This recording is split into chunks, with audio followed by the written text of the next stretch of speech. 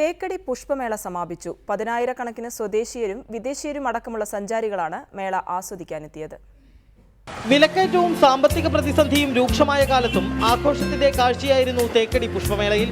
മേളയിലെ സ്റ്റാളുകളിലെ കച്ചവടങ്ങൾ പൊടിപൊടിക്കുക തന്നെയായിരുന്നു.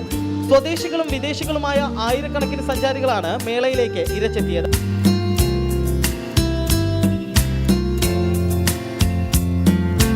തീപിടുത്തത്തിൽ നിന്ന് ഗ്യാസ് കുറ്റിയെ സംരക്ഷിക്കുന്ന നവീന ഉപകരണങ്ങൾ അടക്കമുള്ള കണ്ടുപിടുത്തങ്ങളും മേളയെ സമ്പന്നമാക്കി. മുൻവർഷങ്ങളിൽ നിന്ന് വിഭിന്നമായി സഞ്ചാരികളുടെ കുത്തൊഴുക്കായിരുന്നു ഇത്തവണയെന്ന് കച്ചവടക്കാർ സാക്ഷ്യപ്പെടുത്തുന്നു.